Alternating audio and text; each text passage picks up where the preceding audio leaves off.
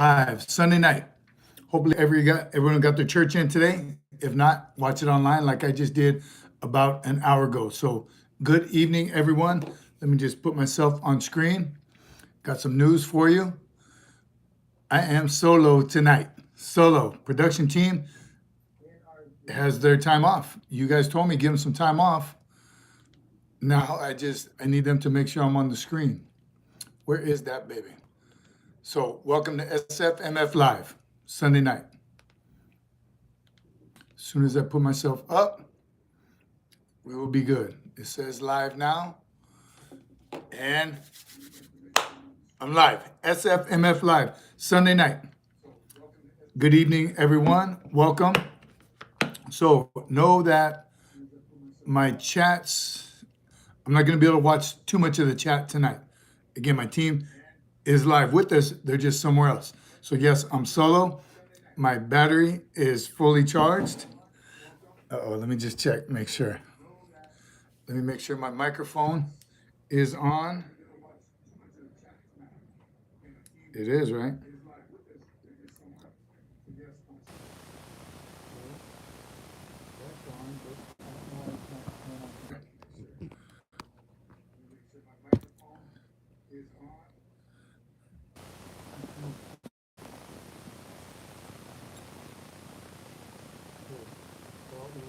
URAH. Sound check. Let me get a sound check from everyone. Lima Charlie, I'm here for the inspiration and encouragement. URAH.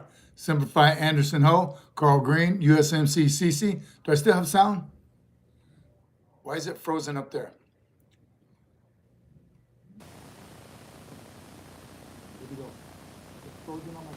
All good was better before. What did I do? Man, I shouldn't have messed with it. Okay, how about now? I'm not gonna do anything else to it. You're good, thanks for your service, thank you. Pumbaa, I'll try and message less. Jared, keep messaging, what? Yes, but it keeps making that weird noise. Not sure what it is. I'm not gonna touch anything else. How about that? I'm gonna go with it. Sound is good. Jared, thank you. What I'd like y'all to do is communicate with each other. You know the deal. Watch for the trolls. They may come in and out. Dismiss them. Don't entertain them. Don't waste your time on them. Keep the good comments coming. Communicate with each other. This is our community. They can't get in here. URAH. Just use your DI voice. My voice has never been the same since DI school. And the screen keeps freezing. Production team, if I have, I'm going to continue to go. So you just tell me when to stop or when to do something, but I'm not touching anything else. What's everybody drinking tonight? How about that? SFMF Live, Sunday night. Leave some likes. Yeah, please like and subscribe. You know the deal. Share with your community, grow the community.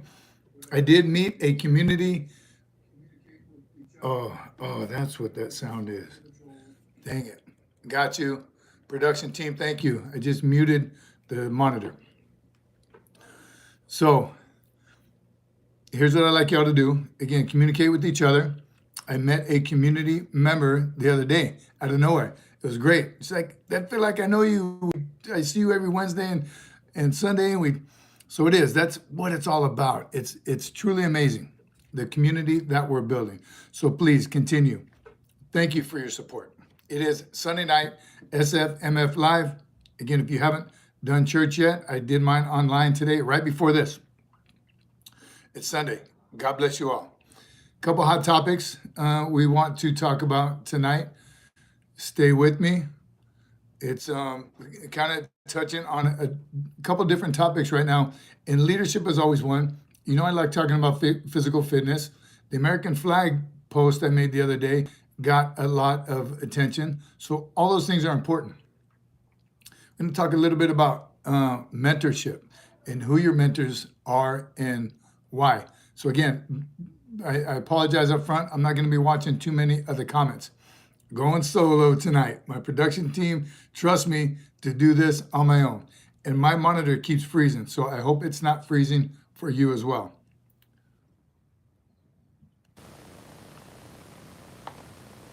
Okay, let me just look here for a minute while we get started. Sunday night. Jared, Carl, Joe, Aaron. Love you guys. Keep it up. Keep it coming.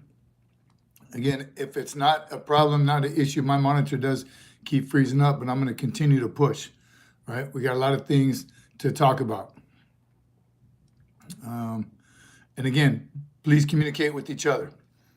Dismiss, ignore the trolls when they come up. ID 10Ts, if you know what that is. So the flag got a lot of hits and conversations, and obviously I can't tell you how much the flag means to me and service members. I didn't go too deep into it, but it is our old glory. It's what Americans have been fighting for all these years. So I do take it seriously. Again, we don't get too political on this channel, but that is the symbol of our nation: pride, purity, valor. Those are the things, the red, white, and blue. How the dress blues, Marine Corps, only uniform and service that represents all three colors, red, white, and blue, on our blue dress uniform. So all service members take it serious. All of you take it serious. Patriots, Americans, we do. So I don't know what put it in me that day. It was last week, a couple of days ago, that it just wore my stand shirt. I don't know if you could see the whole thing, but it was the American flag and it says stand. That's when that was real big a couple of years ago. And I still hold firm to it today. Wouldn't apologize about that to anyone. That's how much it means to us, me and my family, all my fellow service members, our community. All right, so Semper Fi. So leadership kind of is the topic tonight, and how we work together as a community for it. I did see a post on LinkedIn about transitioning service members. And I'll be first to admit, I was guilty of it also.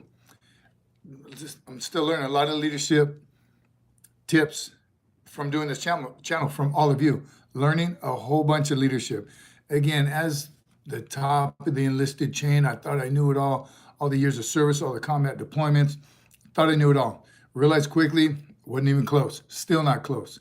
Learn something new every day. Get 1% better every day, just like we talk about. So this post on LinkedIn was talking about when somebody transitions out or tells you they're getting out. And as a leader, I remember back, oh man, really, why are you going to get out? What are you going to do? Sincere about it. But once they decided to, once it was a known fact, yes, I am getting out. So like, not leave me alone, but I'm getting out. Don't tell me anything negative. I'm guilty of it, focusing my attention, less attention on them because they're getting out. Horrible, wrong mindset to have as a leader.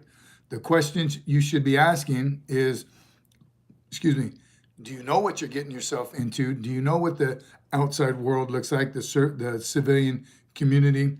Have you set yourself up for success? And give them as much time as possible to take care of those things. Where are you going to live? If you're married, where's your wife going to work? If you have kids, are they ready to transition schools? Huge. Back to a culture shock, right? You came in, it was a culture shock. You came from civilian community to the military. That was a culture shock. And then you embraced it. You fully engulfed in it. You became that service, part of that service. So obviously I'll speak for myself as a Marine, 100% Marine. Then I was a Marine longer than I was a civilian. So that transition period was tough. So the questions you should be asking to that service member is, and no matter what kind of Marine they are, good or not so good, help them set themselves up for success. We talked about the Skill Bridge program, how they cut it down from 180 days to 90 days. Huge mistake, in my opinion. We should give those transitioning service members from military to the civilian sector as much time as they need. I know those leaders, and you probably have them. I pray to God I wasn't one of them. Well, I'm going to work him to the day he gets out. It's all good. And as a good Marine, I think I wanted to work till the day that I got out. Huge mistake. I wasn't setting myself up for success after. So leaders, I beg you, set themselves up. They're not skating. They're not getting away with anything. They're making that transition to a completely different world from what they left. They're different. They have fully engulfed in whatever branch of service that they're in. So life is different. As a Marine, every time we PCS, every 3 years, that's a move. That's a move to another location where you instantly have a family. You have a place to live. You have your kids have schools. Everything is provided for you. You have a training schedule at your work. You know your mission. Everything is set. Different location, different geographic location, maybe cold weather to hot weather, whatever. All those are minor adjustments. But the adjustment from the military to the civilian sector, huge.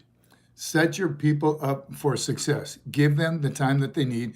Give them the assistance that they need. And here's the thing. I couldn't give them everything that they needed prior to getting out because I didn't know it, because I hadn't done that transition yet. So as a leader, you know how tough it is out there. You're never going to survive. How do I know? I didn't do it yet. So you have to point them in the right directions to get to the professionals or the people that have already done it. So work with them. Skill Bridge was one. Tons of transition classes, military transition classes. The classes all services provide. I think I told you I did mine in Afghanistan. My TAP and TAMP in Afghanistan. So really, how much did I retain? How much did I pay attention?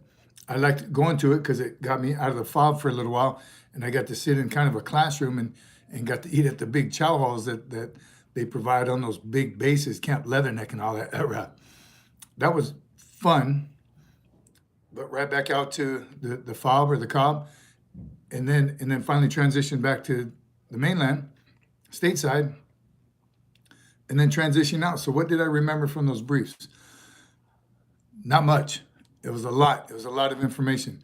So the sooner you can start preparing for transition, the sooner you can help that Marine or sailor, airman, whoever we're talking about, Coast Guard, Army, soldier, everybody.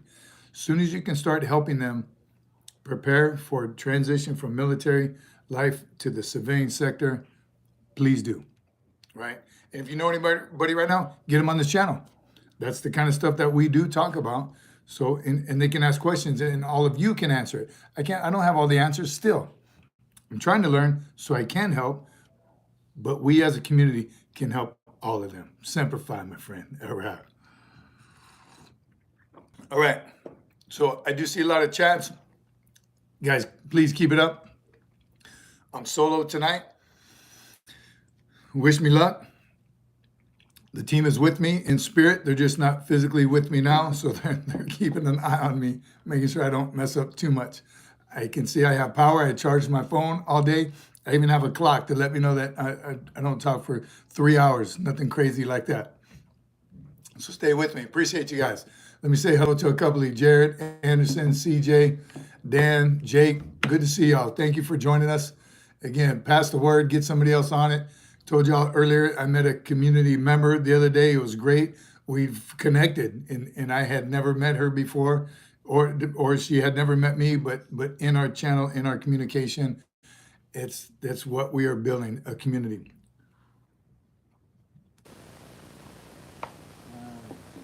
John McJunkin, no audio video tech crew tonight? No, John. So rate me 1 to 10. How am I doing so far? Monitor keeps kind of freezing up on me, and it's scaring me, but I haven't seen anything, nothing negative yet. I'm going for it. Can't be scared. You just got to do it. There's no try. You just got to do it. So I'm doing it. Anderson audio team finally got a day off. Come on, Anderson. They don't need no day off yet, but yes, they are. Thank you, John. Good afternoon. We wish you the best of luck. I hope to be joining the military soon. My question is, you think the new generation, Gen Z, has capacity to fight for America? That's from Stuntman. Yes, I do. We talked about that a little bit last time. The greatest generation, what is it? Who is it? When was it?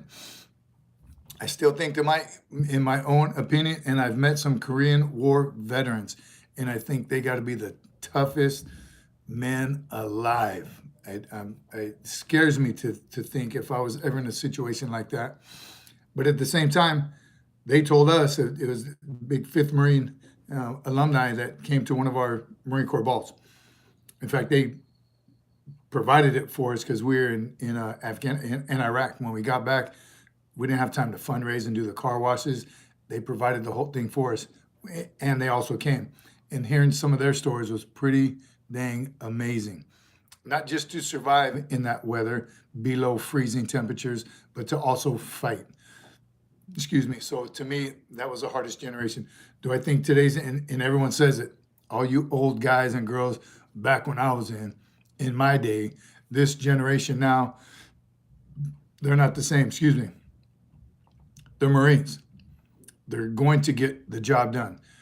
If they are a softer generation, the Gen Z, yes, they have a whole bunch of different technology. And as much as I love technology and I think it is for the good, it also is ruining some kids' lives because they can't communicate, they can't spell, they can't write in that instant gratification. So I do think there's a fine line that some kids just don't go the right way on it.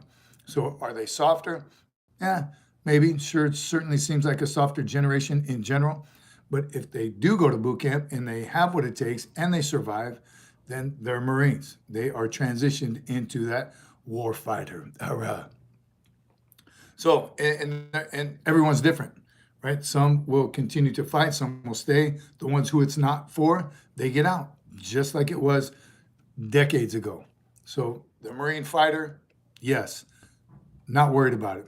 And here is and I feel whoever asked that question, I don't remember, I'm sorry who, I kind of lose faith after a little while when I do see the Gen Z and they're doing weird stuff and they're constantly, their faces in their phone, they're making themselves vulnerable. They're not out PTing, they're not getting smarter. They're wasting their time on TikTok, not learning anything.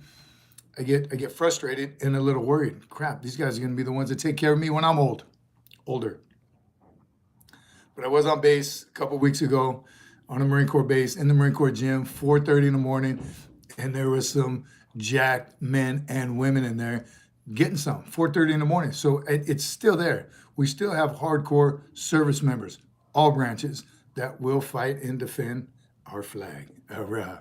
So great question. Appreciate you bringing that up. My thoughts. Talk to each other. Let me know how you feel.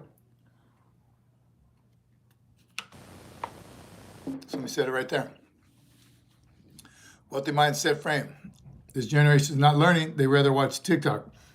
I agree. Again, when they use technology for the right reason, I tell kids all the time, sometimes you do have to escape and you need to watch some entertainment stuff. I watch this is a damn good show. You know who I watch. But it's education and it's helping me to get better at what we do here at SFMF. So and communication with family members. I get it. I don't do Facebook, but I know that the ones who do it to say hi to grandma and you're using it for those purposes, by all means. That's what technology is designed for. But the marketers know. They get in the minds of these young kids and it's just stupid entertainment, stupid, dumb. Their language, it changes these kids' language, what's cool, what music is cool. All the crap that they show on there that makes the kids think that that's cool. That's what I want to be like. So there is a whole lot of negative to it. And that's where we come in. That's where leadership comes in. That's where mentors come in to show them what to do with it, to do the right thing with it. All right. That's my take on that. And I could go on.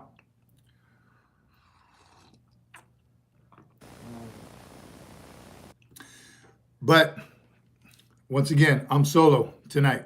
Production team, yes, they're on a 96. They're with me in spirit and online. They're watching. So if you see a message come up, and if it's all caps, they're probably going to be yelling at me. But so far, so good.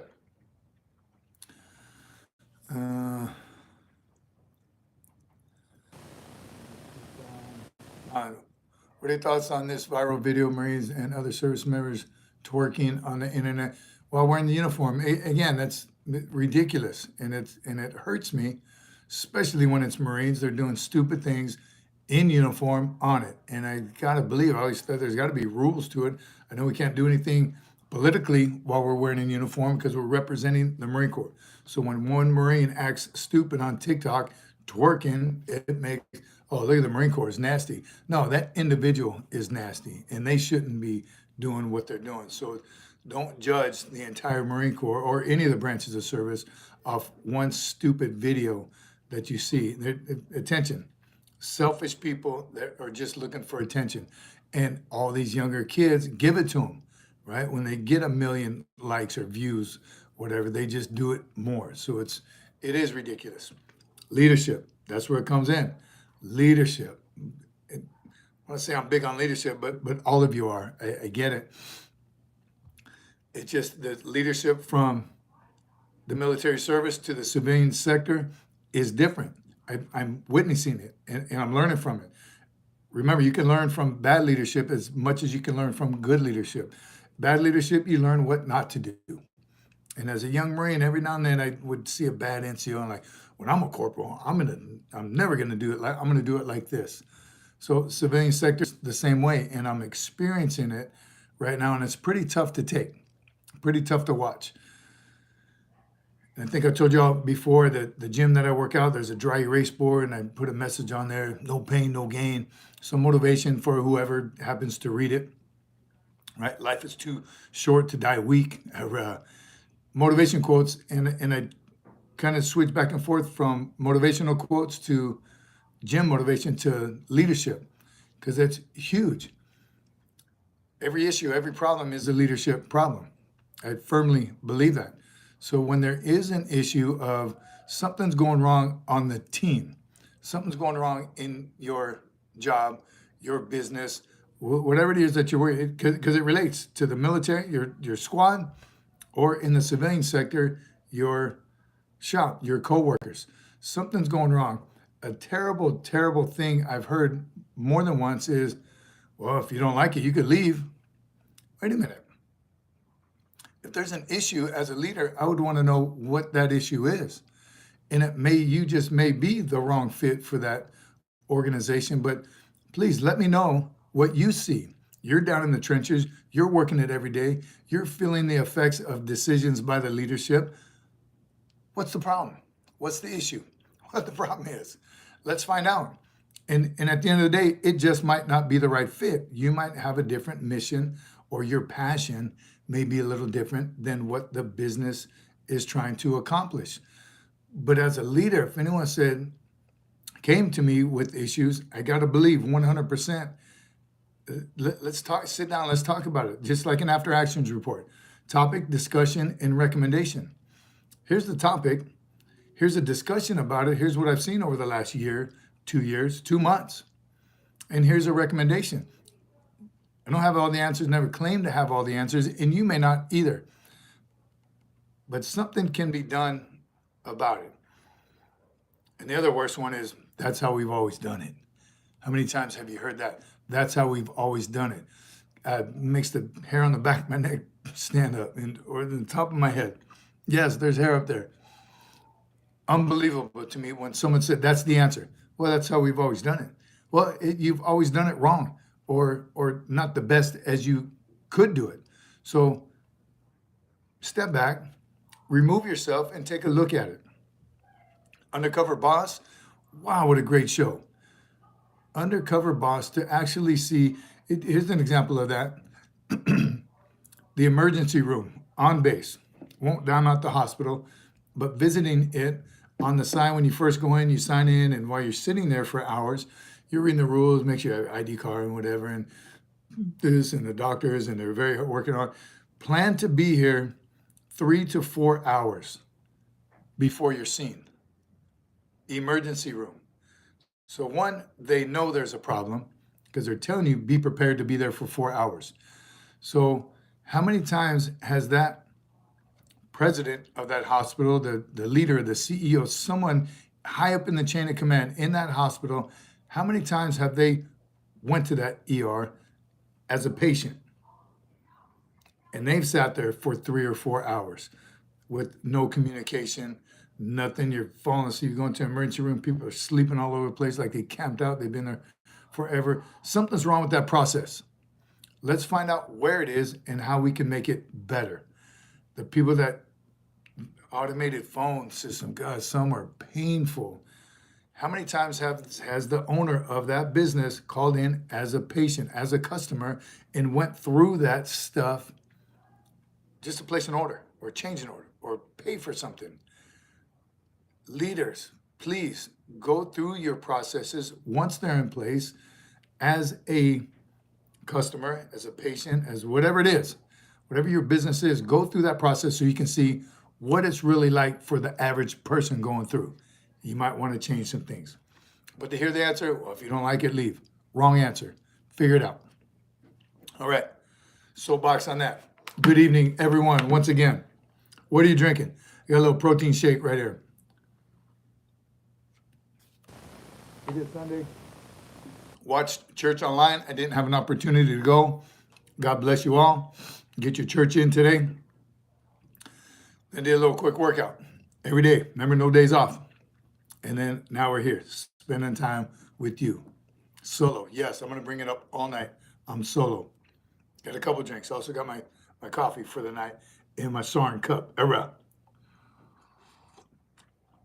Jared, JJ did tie buckle. Love the leadership traits. For those of you that aren't Marines, those are our leadership traits. That's an acronym to remember it. JJ did tie buckle. They're all important: justice, judgment, integrity. I won't go over all of them, but just look it up, because everyone has their leadership traits, leadership principles, the leadership phrases. You can Google it. All kinds of stuff comes up. A lot of the ones in the Marine Corps' leadership traits come up with those as well. And I used to always say, I remember in boot camp, integrity is number one, which is great. Be honest about what you do. Every now and then, a Marine will say something different. I like to believe dependability is like my favorite, because if I can depend on you, I can depend on you to have all the leadership traits, display them all at the same time. It's difficult. A leadership principle, on the other hand, we don't talk about those as much, but they are just as important. They're things like know yourself, seek self-improvement. Number one in my book. Know yourself, seek self-improvement. And then back to the integrity. You got to be honest with everybody, but most importantly, you got to be honest with yourself. You got to know if you have an issue. You got to know where you struggle, what you're not good at. We're all great at doing things that we're good at. Try to do something you're not as good at. Public speaking is a big one. Oh, I'm not very good at that. So you shy away from it. Put yourself out there. Right? In the Marines, in boot camp, all the things you had to do through boot camp, building that confidence. We talked about the gas chamber. You don't want to do that. It's not fun for some. Some do kind of like it. But it's confidence building. If you're not good at public speaking, get in front of a big group, do it.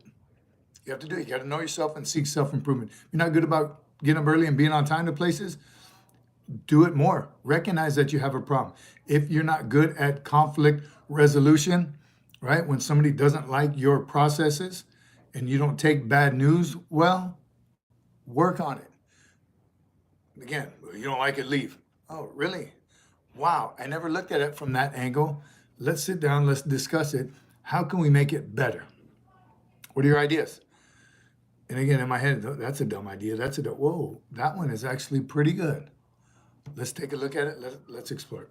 All right, leadership. Yeah, I'm telling you, I can talk all day, all night on leadership. Military leadership, civilian leadership, do they coincide? Combat leadership, I personally think yes. And here's my proof. 248 years of success in the Marine Corps. I think that leadership can transfer over into the civilian community.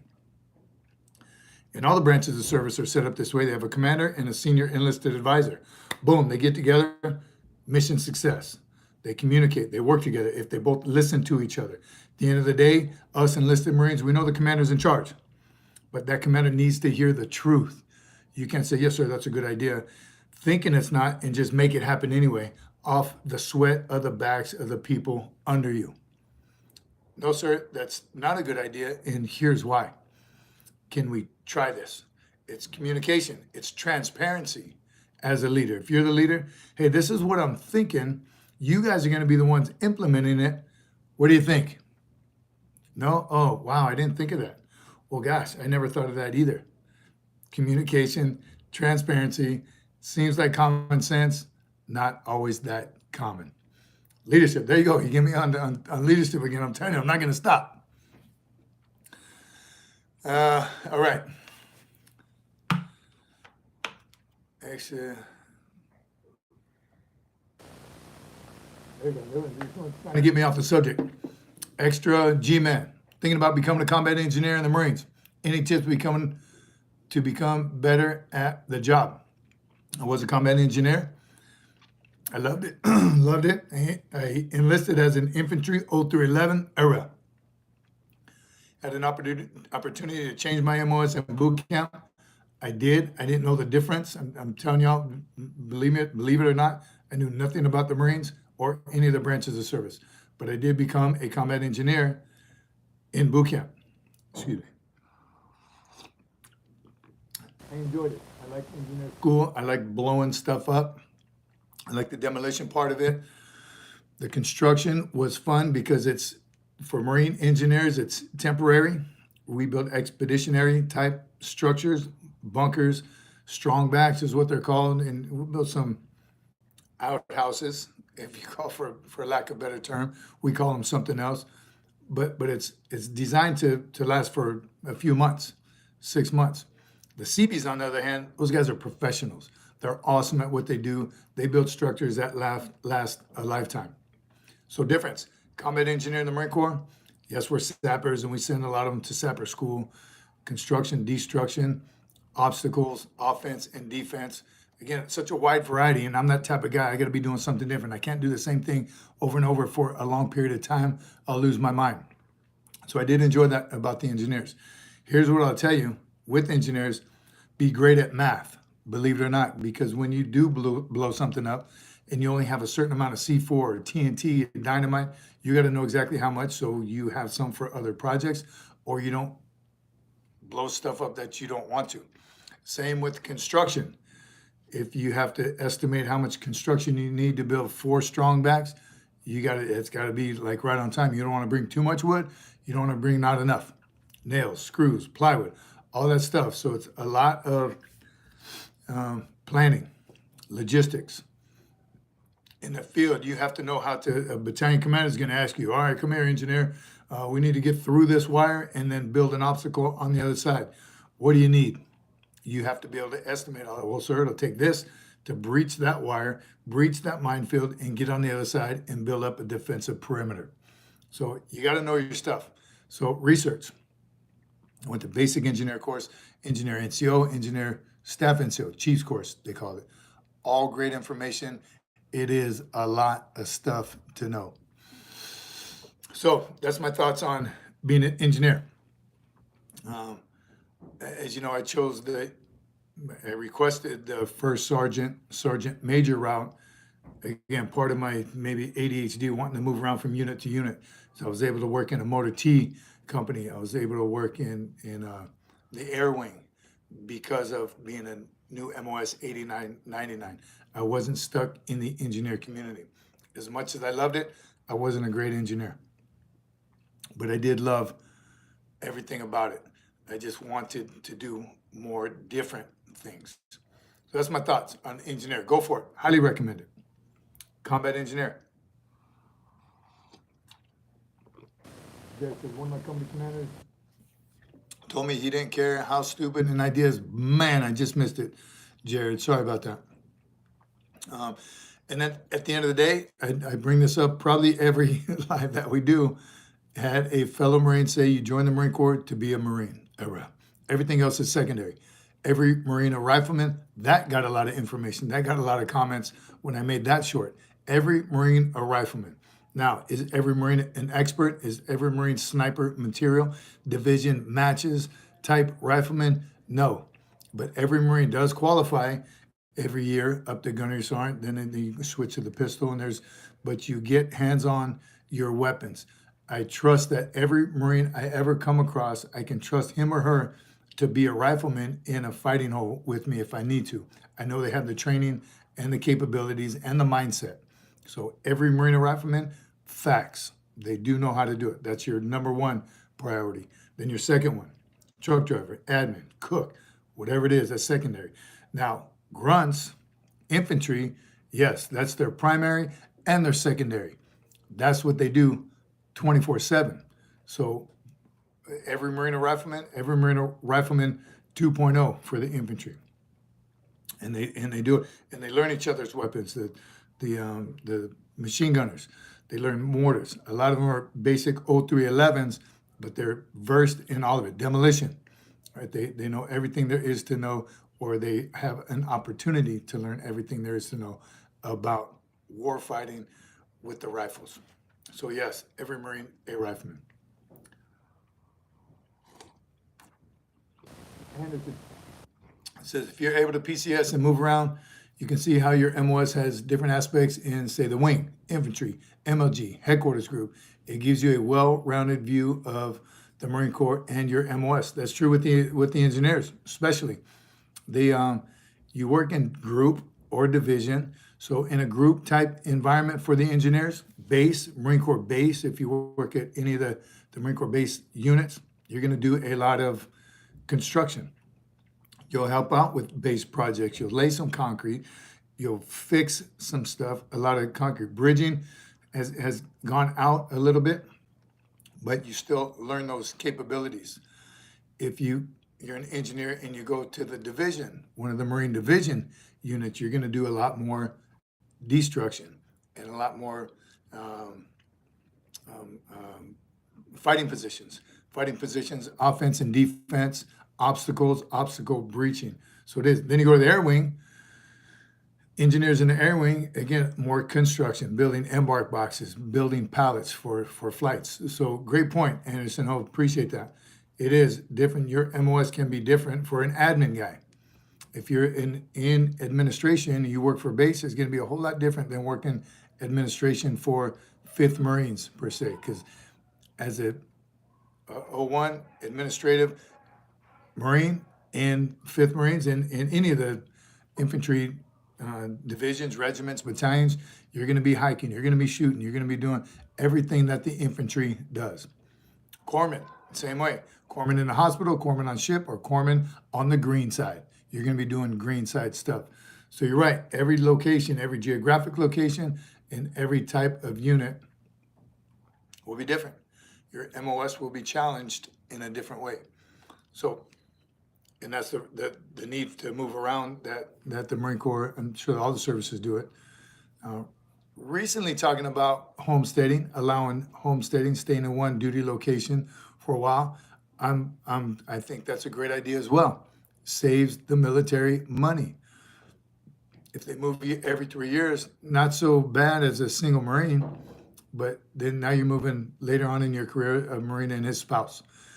And then a Marine, their spouse, 2 or 3 kids. Now you're moving households. So it does become expensive the more you do it and the bigger your family is. So let them stay. Let them stay a couple times in one duty station. All right.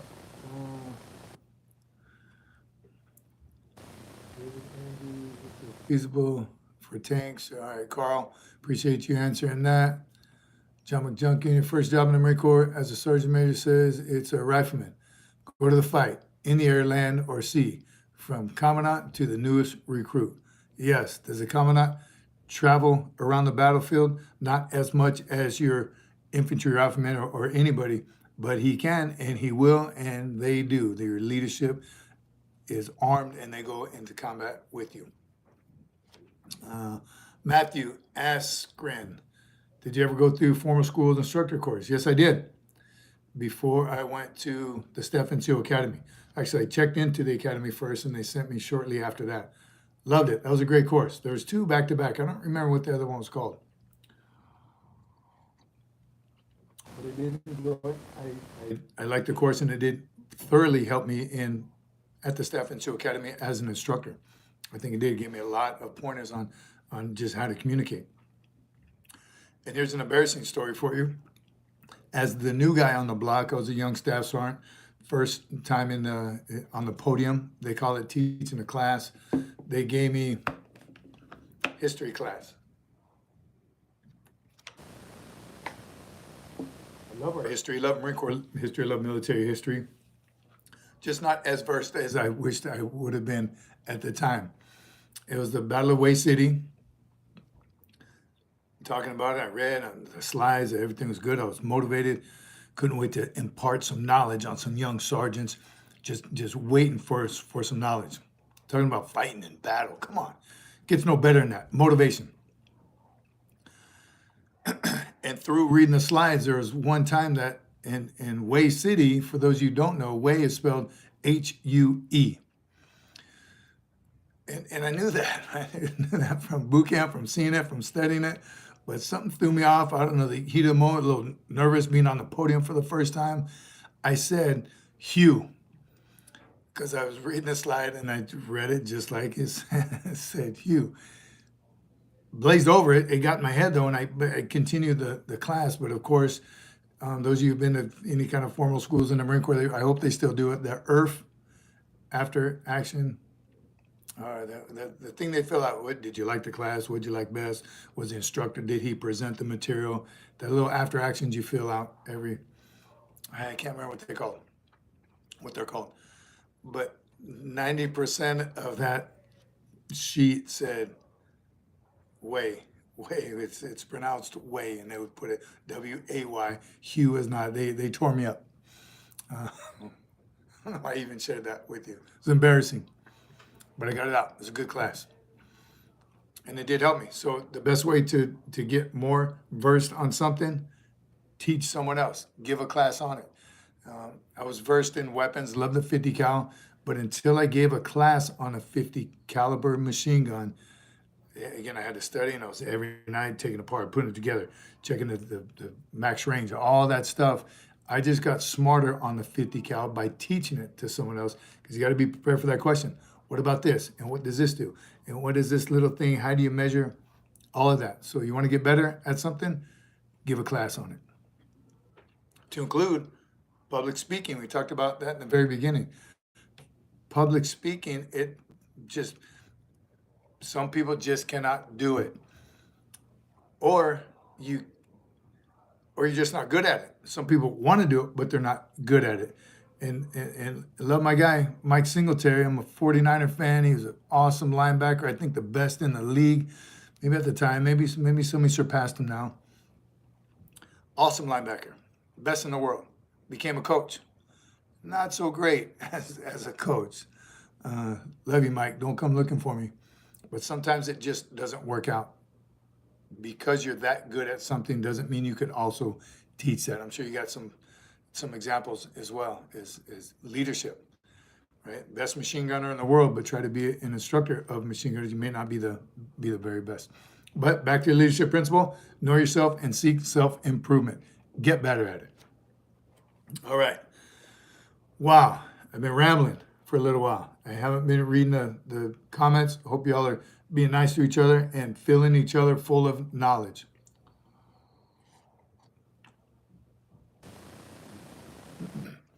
All right. What are some of the other things? Here's what I'm talking about. We talk about it every now and then. I bring it up. Veteran-owned businesses. Come on. Who would not want to support a veteran-owned business? They have disabled veteran-owned businesses. They have small veteran-owned businesses. Please find them. Please support them. I'm not affiliated to any of them, but I try to support where I can. And good on those men and women that do it, taking the challenge. Not only did they transfer from the military service to the civilian community, Now they're trying to make it better for all of us. So they need all of our support. One that we recently been and we connected on LinkedIn. I don't know him. I'm not affiliated to him at all, but Max Belts. I'm telling you, I brought him up before. Those belts look amazing. 100% American made by a veteran, 100% American products, by an American, in American, for Americans. Support that organization if you can, maxbelts.com. And I was hinting when it was coming up to Father's Day, sure would like one of the belts, that one with the American flag on the end. Come on, who wouldn't want that? I have a few belts, and I don't wear belts that often anymore. In uniform, obviously, every day you can't wear no civilian belt. But I do need a couple good belts that last a long time. Nothing worse than a belt you like and you've been wearing it all the time. You wear it a few times, it starts to shape your body, the buckle. So I've been looking for a good solid belt. So as it got closer to Father's Day, what a great opportunity for my family to purchase something like that. And lo and behold, they did. Look at this. I was traveling, so I didn't get it on Father's Day, but here it is. They actually, I think it's a belt anyway. It says from Max Belts. So I'm gonna open it right here so y'all can see it with me for the first time. A Father's Day gift from my kids. I'm hoping it is, well, whichever one it is, you know I'm gonna love because it's from my kids and it's supporting a veteran-owned business.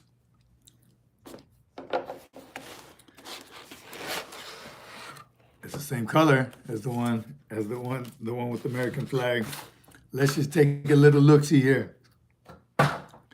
Man, it's heavy, thick leather. Let me make sure I can show y'all. Look at the buckle. Gosh, this feels thick, man. If I were to discipline my kids with a belt, man, this is gonna be,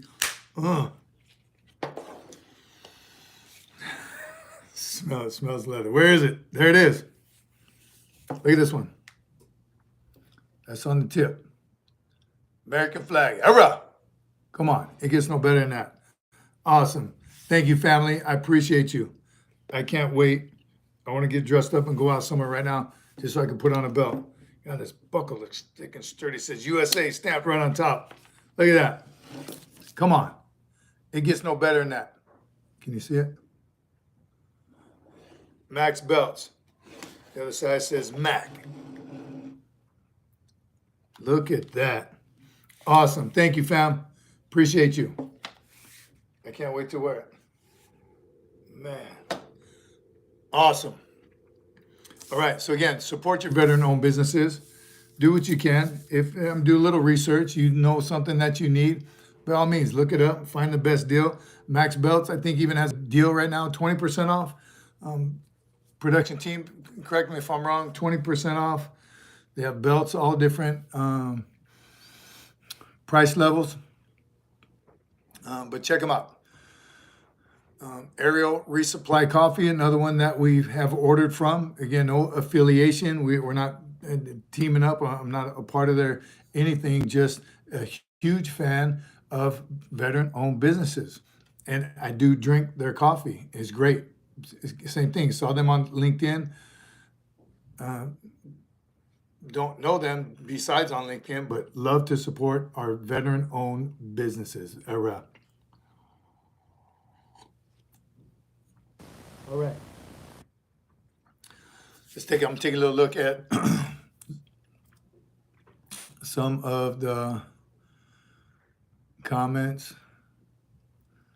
See, part of the conversation. So there's Slim said, I got unfavorable reenlistment code from the Corps 6 years later. I'm now in the Army for the past 6 months. What's the best route to get back into the Marine Corps? Not an easy route, Slim Shady, unfortunately. Glad that you were able to get into the Army. What's the best way? Thanks for putting it back up, Slim. What's the best way for me to return to the Corps? First of all, see your prior service recruiter, the prior service recruiter. not your regular recruiter. Talk to a recruiter. He'll get you in contact with the right recruiter for that because it is prior service. I wish you the best of luck. I hope it does work out. I think we miss out on a lot of good Marines because of that, because the process is so hard. And I think a lot of Marines give up. So don't give up. You're a Marine. Get back into it. I've seen that happen a lot. Marines get out of the Marine Corps, join the Army for better, what they deem to be a better opportunity, maybe promotion, maybe duty station, for all different reasons. And I would never judge any of them. They're still serving their country. But I got to believe the Marines that I do know that got out and joined the Army or just got out, joined the Reserves, want to get back in the Marine Corps for all the right reasons. And it is a difficult task. Get with your recruiters. Be aggressive with it. Be patient, but be aggressive. That's with anything you do. Excuse me, in any of the branches of service. You have to be persistent. Not that the squeaky wheel gets the grease, but that's pretty much what it is. I was told it was impossible to get where I am at now. Here I am, so I'm not stopping now. Get some, Slim Shady. God bless you, brother. I hope it works out for you. Praying for you. Get back in. You're a Marine. We need you in the Marine Corps.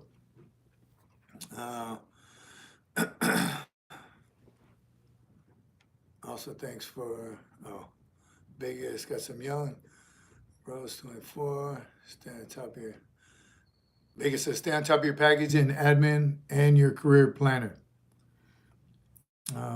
Good on you. Again, a lot of comments in the comment section. Please continue to do so. Those you don't know, yes, I'm going to whine about it again. I'm solo tonight. I hope everything's going well. Haven't had any problems with the audio and visual just yet. I do see that the lightning bolt is not on, so it's not continuously charging, but I did charge it to 100% before I started. So we should be good for a decent show. It's already been an hour. I even got a clock out here for me since I have nobody tell me what time it is. But Semper Fi to you all. What are you drinking? I asked that, and you probably told me, but I didn't even look. We talked about leadership. Talked about veteran-owned businesses. We talked about supporting each other. And if you're trying to start a veteran-owned business, let us know. Put it in the comments. I'm telling you, I'll be the first one to support you in it. And the more we do, look at Max Belts. Again, I'm just one guy. But hopefully, and once I wear it, once I use it, and I have a little more knowledge, I can talk even more about it. Pretty sure I'm going to be satisfied, just like with Ariel Resupply Coffee. Love it. It's great. So service to each other, right? Supporting each other in whatever we do. Not just monetary, discussing it with people. Somebody out there, hopefully, maybe somebody will see this and say, you know what, I'm going to buy belts for my whole family. I'm going to buy some coffee for my whole company, my whole organization. Any way we can help each other out. The transitioning veteran to the civilian sector is not easy. A whole bunch of groups that want to help. I think a lot of us want to try to do the same thing. How do we get together and all do it the same? How do we get the information out? That LinkedIn post I was telling you about, that you're getting out, you don't know what you're getting yourself into, you're not going to make it, whatever all those negative comments are. As an active duty member, you don't know that yet until you've done it, which now I have a little bit more experience with it because I did do it and it wasn't easy. I didn't know everything. That's where our knowledge comes from. My whole team, my whole production team, my family. That's what we want to do. There's no reason to learn the hard way. I did that for you on a lot of things. And that's the purpose of the channel. So you don't need to continue to learn the hard way. Hard lessons learned, unnecessary. Why? You don't need to recreate the wheel, right? In organizations, same thing. We talked about that earlier. When you have ideas, you see it from a different set of eyes, a fresh set of eyes from a different perspective. As leaders, we get blinders on, right? And think we know it all, think we can see it all, think we have the best solutions. Let me tell you right now, 100% confident in to tell you as leaders, you don't have all the answers. Listen to your people. Get some ideas, get some feedback, or take the feedback, and then explore it. Find out. You're in it. One of the messages I wrote on the board recently, if you are selfish, you cannot be a leader. Period. Let that sink in. If you're selfish, you have no business being a leader. It's not about you. It's your responsibility now as a leader. So if you're not making your team better, if you're not making your team's lives better, if you're thinking about yourself more than you're thinking about your team, not a leader. A leader, just not a good one, right? Anyone can boss people around. Anyone can even manage people. But to lead them is a completely different subject. Leadership, key. There's a problem in your organization, it's a leadership problem. People are leaving your organization, leadership problem. Why are they leaving? Especially when they're good. Why would you leave? Why would a good person leave? You've heard that saying, I'm pretty sure, and I've even written it on the board before. People don't leave bad organizations, they leave bad leadership. I'm not leaving because the company sucks. I'm leaving because the leadership in the company sucks or has issues. So, leadership, number one. All right, OG, good to see you, brother. When I first became an NCO, the hardest thing was to make sure I was fair to everyone, no exceptions. Awesome, OG, I'm telling you, no favoritism, right? You treat everyone the same. Leadership is caring about your people, says Mark. Absolutely. Do empathy, right? My wife has schooled me a lot on empathy. I didn't have a whole lot before. I'd like to believe I have some now. Find out what is going on. Why does that good person want to leave your organization?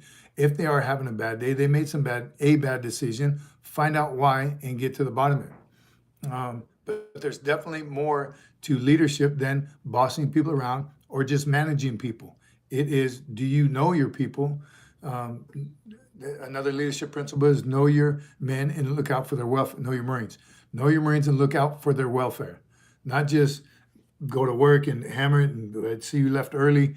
Why are you not doing the things that everything? Just whatever. Find out. Know your people and look out for their welfare. Everyone has lives outside of their job. Something is maybe going on that you can possibly help with. You never know. Why do you feel this way about our organization? What can we do to make it better? You may implement it or not. It doesn't matter, but find out why. Don't dismiss anybody. Told that story about a PFC out at the demo range, getting ready to crimp blasting cap onto time fuse, which is the way you do it and set it up. And one of the lieutenants, fresh out of college, that's not how you do that. What? You're a PFC. What do you know? Move. PFC knew exactly what he was doing. And he was a PFC because he got in trouble. So he had already been in 4 years. Excuse me. So he not only did he have 4 years of experience over the lieutenant, he knew exactly what he was doing. So there's bold statement here. There's never a bad idea. And there is, especially if you've been around the Marine Corps for a while. Marines come up with bad ideas all the time. But when it's something for the unit, for the organization, is it really a bad idea? Is there something good from that idea that you could pull and couple it with some other things to turn it into a good idea? You'll never know. You'll never know if you don't read the after actions, you don't entertain stuff, you don't discuss it, you're not transparent. How'd you get me back on leadership? All right, how are we looking in the comment section? I haven't been yelled at by the SFMF production team. Must be doing okay.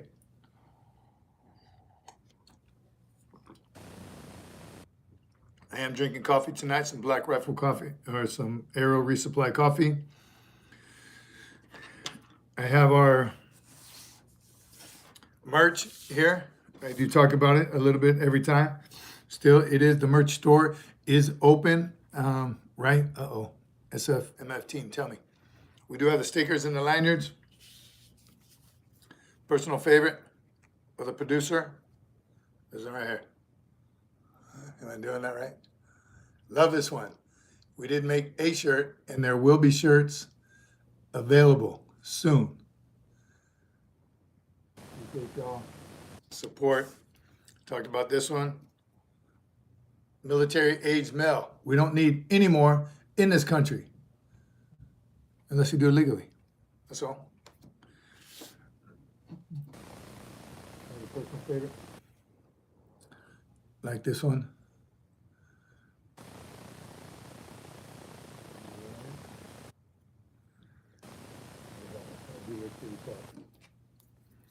It's fairly new. A different color. Like that old school 80s glitter going on. This one. Who knows about C-130 rolling down the strip? Come on. Let's see what you got. Let's hear some cadence. Once we get this baby up and running, SFMF.com. Semper Fi, my friend. All right.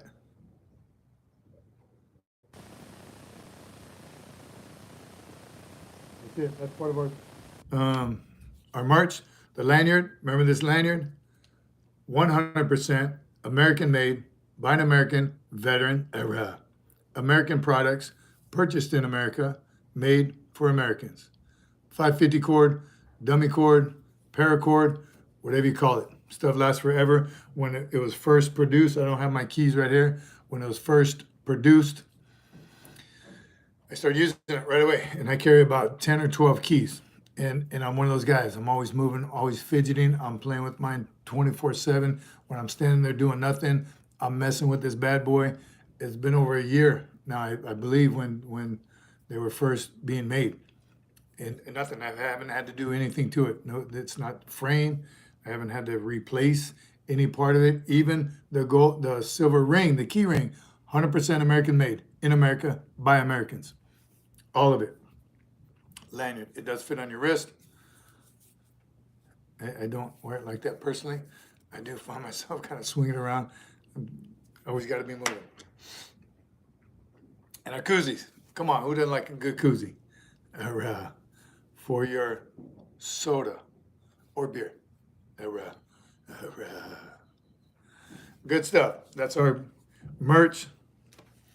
If you'd like to check it out, in our description, the links in our description. And let us know what you think, or what other kind of merch that you would like to see.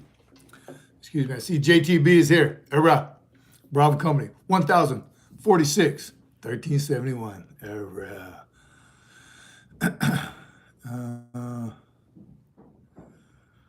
Biggest. I think a lot of sports in the USMC were disbanded. I don't know any of them still active. My boxing, the band is also available. I'm not sure what y'all are talking about. Biggest what got banned, disbanded in the Marine Corps? You talking about like intramural sports, like the All Marine boxing team, the All Marine football team, the All Marine baseball? Is that what you're talking about?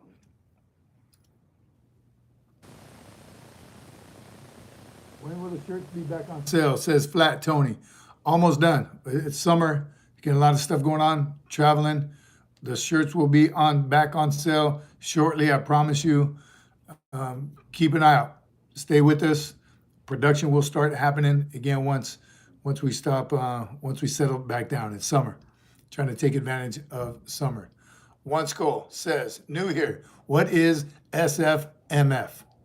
Well, Skull, are you a Marine? And even if you're not, SFMF stands for Semper Fi, my friend. SF we know is Semper Fi. MF, my friend. Semper Fi, my friends. Someone else. So awesome to see some new people here. Thank you for joining us. Semper Fi, my friends. Just found the channel. My uncle was a gunny. Bobo. Tell guns we said and Semper Fi. Like it. Always faithful. Semper Fi means always faithful. That's right. Blast radius. Semper Fidelis means always faithful. It's Latin. It's one of our many mottos. Marines have a lot of mottos. You know that. Semper Fidelis is one. Latin for always faithful. William Ziegler, I'm doing well. Brother, how are you? One Skull. Okay, U.S. Navy vet here. Semper Fi shipmate. You're part of us. You got it. I think if you worked around Marines in the Navy, you might know what the MF part stands for. And of course, it is my friend. Semper Fi, my friend. Glad you're here, brother. Should I go? That's flat. Tony Seth. Who would win in a boxing match? George Floyd. 20 Grandma original Raider during World War II. The original Raider, Ed Tracy says, his grandfather was an original Raider during World War II. Again, I'm telling you, I don't know if I'm being humble about it, but I think the warriors that fought in World War II, Korea, Vietnam, again, Korea, yeah, I already told you, that's I think those are the hardest men in the world to have survived that, right? And fought.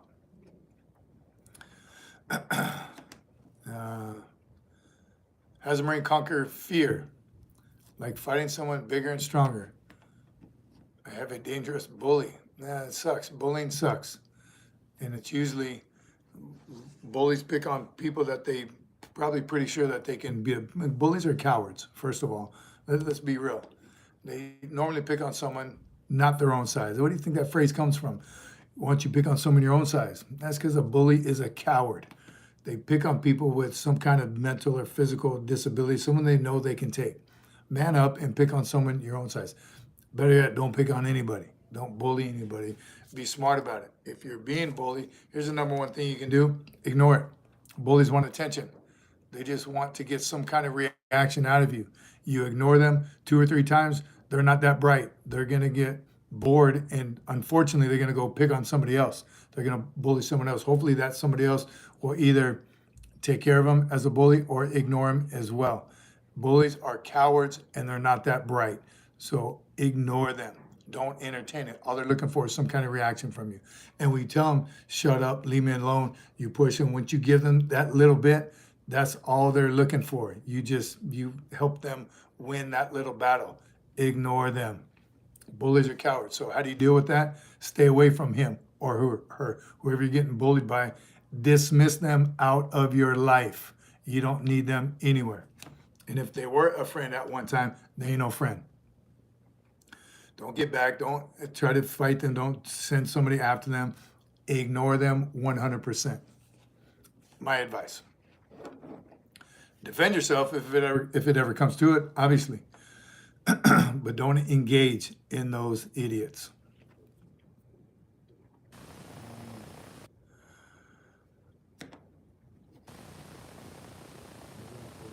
Feelings of fear. Just overcoming the feelings of fear.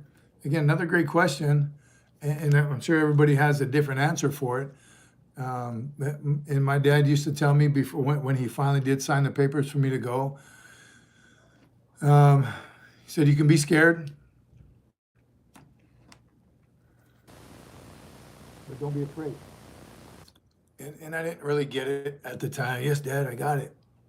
You can be scared, right? If somebody scares you, right? Well, you get scared real quick, but you can't let fear overtake your mind. Fear is a different thing than being scared. Are you scared to go on that patrol, or are you afraid? Do you have a fear of it? That's a little different mindset. Again, the jump scares and people like this scare each other. A spider runs by, it scares me. You get scared. But when you have fear in your body, you react differently. Sometimes strength comes out. Sometimes I've seen it all. In the many combat deployments I've been on, I've seen fear influence Marines in different ways. The biggest, baddest, toughest guy we got, I saw fear. They didn't react like we all expected them to act. The small, not so badass kid, in the face of fear, came out. Warrior. So you don't know. And I don't believe there's an answer to it. How do you conquer fear? You go after it, right? You fall off a horse, you get right back on. There's thousands of sayings. Google it. I'm sure you can find all kinds of things, but you have to know deep down inside. I didn't know what my dad meant by you can be scared, but just don't be afraid until I went to combat. And the first time a round went by my head and I heard it and I felt it, and it It scared me. I wasn't afraid. I was more angry than anything else that somebody's trying to shoot me. You must be out of your damn mind. So luckily and I didn't know how I would react the first time I was in a life or death situation like that. So until you're engulfed in it, I don't think you do know. Can you be mentally prepared? I think as much as possible. Biggest, I don't know if you're talking about this, communication, but I think talking about it would probably help. Watching, learning, reading, but not every article or every expert or everyone is going to fit what you're looking for in how to face fear. You just never know until it actually happens. You see people get that strength, right? A car is on a mother's baby. She's gonna lift that whole car up because that's the mama bear in her, that strength that comes out of nowhere. Seen that happen, not a mom and a baby, but seen it in combat, where all of a sudden you get this strength out of nowhere, and it might be part of your fear. So how do you conquer it? You got to do that. You got to figure it out. You got to be put in those situations. Now, don't go out and purposely get in those situations, but just be prepared. Know how you feel about it. Again, in boot camp, I can relate it to that as well. Never seen someone afraid of heights before. You hear about, I don't like heights, I'm afraid of heights. I've heard people say it, but until I saw somebody white knuckle the bar on top of the rappel tower, and he's not crying, but tears were coming out of his face and snot was coming out of his nose, and we could not get his hands off he had such strength holding on to the top of the bar on the rappel tower, a recruit, 17-year-old kid, we could not release his hands. That's the fear that went through his body. Man, it was amazing to me. He went somewhere else. His mind went somewhere else. He was not letting go. It took hours. I think we finished the rappel tower. I don't even know how they got him down. But so you never know what you'll do in face of fear if you haven't felt that already. So what can you do about it? Go for it, right? There's what I'm afraid of. Injustice. We have a producer. I'm afraid of injustice. I don't like seeing injustice. People not being held accountable, right? I know it's a different fear than you're talking about. I'm not afraid of spiders. I just don't like them. Yes, to my producer. I'm not afraid of them. They scare me. I just don't like them. No, so different. David Bryan, former Marine, 5831, Marine Detachment, Fort Leavenworth. SRT 80 to 84. I don't know what all that means, SRT. I was never on the Marine debt. 58, that's MP something, that's MSG. Good to have you, David. David. Any of that is. So, man, a lot of great topics already. Again, appreciate y'all being here on a Sunday night. Talked about a bunch of stuff already. Supporting veteran-owned businesses, huge fan. I'm telling you, and if I ever open a business as a veteran, I would hope that y'all would support me as I would support you. We got to take care of each other. Service to each other. That's the community that we built. That'll never go away from us. Again, I wasn't in the Marine Corps. I am a Marine. Just not on active duty anymore. And that goes with all the services. They call it different. You join the Air Force, you're in the Air Force, you're in the Army. We're all veterans, right? Active duty or not. Those of you that are on here, love seeing the ones that are getting ready to go in. Great place to be. This is a community that will help you in whatever branch of service that you go in, and ask the questions, right? Love seeing the younger ones on here and the experience we learned from our Vietnam veterans, our older Marines. God bless you all. We wouldn't be here without all of you. So simplify to all of you, right? And God bless. Biggest bros for life. I met a gentleman at church. There was a church function. There was some concerts being played. A lot of older people there. I love music. I love live music. It was old stuff, old classics, um, like some Elton John and stuff. So it was definitely for an older crowd, but I enjoyed it because it was live. Brought my daughter. She's a musician. She's teaching herself how to play the guitar. She's percussion. And on one of the breaks, going into the head, coming out of the head, there was a break, a bathroom break, and refill your drinks, whatever. Older gentleman had an Eagle Omaneke on his polo. He was coming out. I was going in. And of course I saw it, it caught my eye, and I gave him an era. And this dude, 100 years old, lit up, stood up tall. He was a tall guy already, but he stood up and like followed me as I went in. He said, "Semper Fi, Marine." And I, went and made my head go, wash my hands. And then he was waiting for me right outside the door. And I'm telling you, best friends. We became best friends. I know about his entire life. And he was like 80 something. Who he served with, where he was, the things he did. Of course, he wanted to ask me a bunch of questions, but I kept asking him more.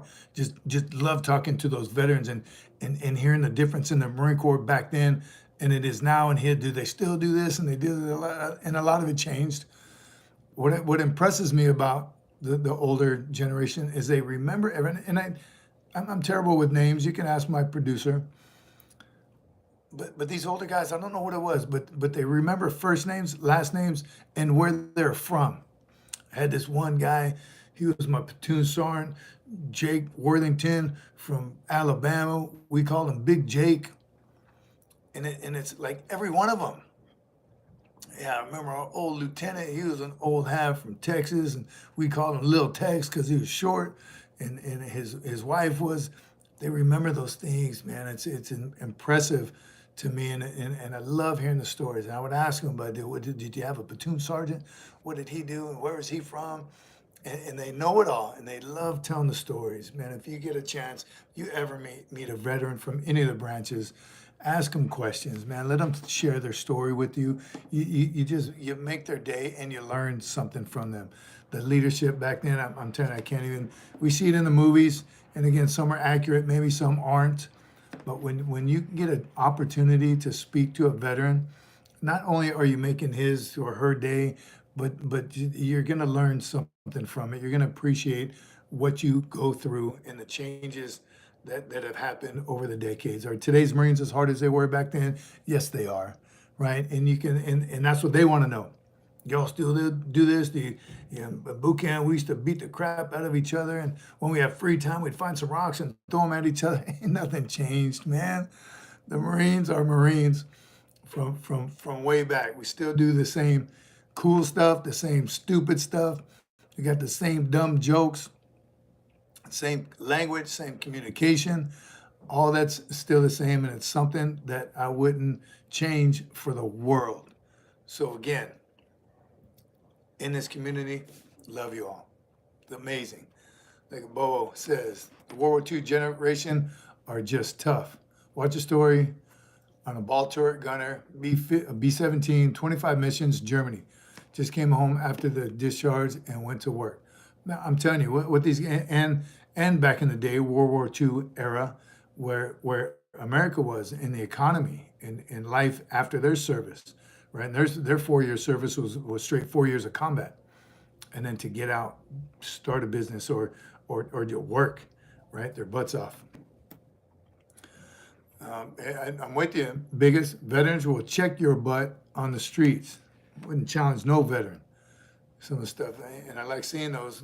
Old veteran defends his home. Old veteran stops a burglary at a 7-Eleven and some old dude beating the crap out of someone, still serving. Iraq. I'm telling you, it's amazing that our generation, and it continues. And again, are today's Marines just as tough?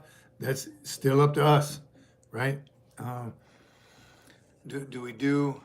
Is training the same? Nope. Nor is our equipment, right? We have some pretty awesome equipment. It just gets better and better every year. So imagine doing the things we do now with the equipment that they grew up with. Old wool uniforms, wool socks, wool blankets, the rifles, I mean, just everything. You can go on and on. Today's technology helps us become better warfighters, but still, deep down, you got the heart to serve and fight for your country. That'll never change. That's boot camp right there, teaching that stuff. It was fun speaking and hearing the exploits of World War II vets at the National World War II Museum in New Orleans. Good on you, Anderson, for being able to do that. Visit museums. Blast says he talked to someone that talked about a room full of pepper spray. TYP, did you serve in OIF or OEF or both? And what years? I was in Fallujah in 2005. I too was in Fallujah in 2005. And yes, did serve OIF and OEF, both of them. Jared is Gen X. And I know my generation of Marines are tough as nails, even if the training has changed. I'm with you, Jared, 100%. The training's there. What you get out of it, again, I think what Gen X realizes probably right now is that they know right away if it is for them or not, right? And if it's not, see it. Thank you for your service. Do something that it is for you. Biggie says, hopefully healthcare for the Marines going through Special Operation Forces will enable them to be better warfighters than we were. Again, with time, technology, advancement, all those things play a part. Do we need to talk about the instant gunning for the cybersecurity? That's something that we need to be up in the times with, our cyber security. So we're finding ways to stay with the times, to enhance our own capabilities for, bottom line, our number one priority, mission accomplishment. Troop welfare is number two. Take care of the troops, they'll take care of the mission. That goes with every organization. That goes with your civilian counterparts. Priorities of work for the Marine Corps, and I'm assuming all the services are the same. I don't know. Mission, priority of work for the Marine Corps is mission accomplishment, number one, troop welfare, number two. We all know as leaders, you take care of the troops, they will take care of the mission. So yes, they go hand in hand, they're equally as important. Same is true for the civilian community. I've been in the civilian sector now for a while, and it's not happening. Mission accomplishment is number one on the backs of your team. Wrong answer. Take care of your team. Take care of them. Give them what they need. Give them the tools they need. Give them the support they need. Give them the transparency they need, the communication they need to get the job done. Yes, it is mission accomplishment. It will happen all at the same time. All right. TYP says, man, I wish I could reenlist. I'm 42 and try to reenlist as the infantry. And I just missed the last sentence of that, but TYP 42. Let's go. Transition. Here, stay on this page where we talk about transition to the civilian sector all the time. Maybe it is time. And find out. Let us know what you're going to do. We will support 100%.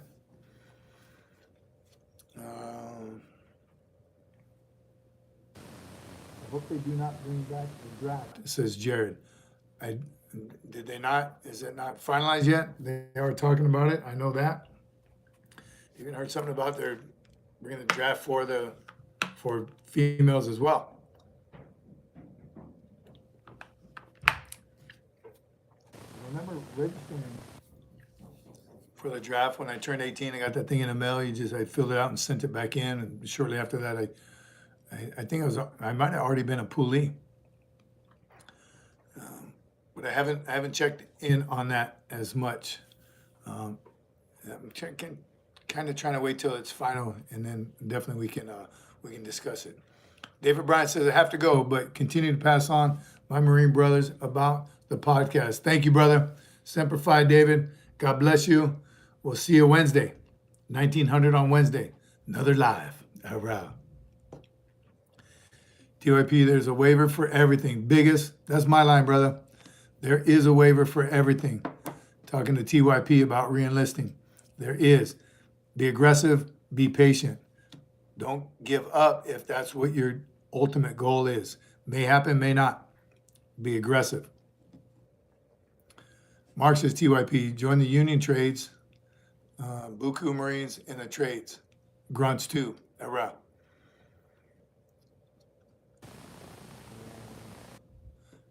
Jared says, I don't know if it's final or not, but in this generation, it's not a good idea. I don't know what you're talking about right now. French Foreign Legion, says my producer. Might have to find a new branch. Biggest, maybe. I had a buddy, did 18 years in the Marine Corps. Got out, joined the Army. Finished his career, did 30 total. Did another 12 in the Army.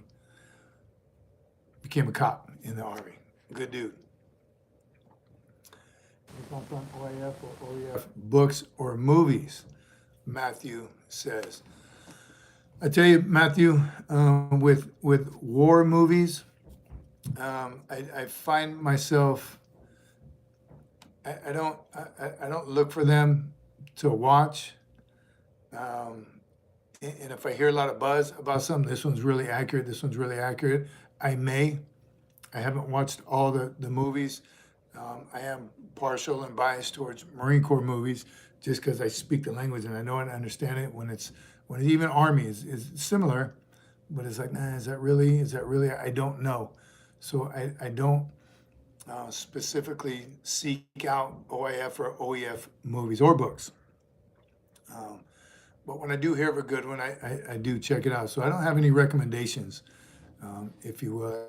I old school a little bit, and it's not that I don't want to see it and don't want to relive it and go back there.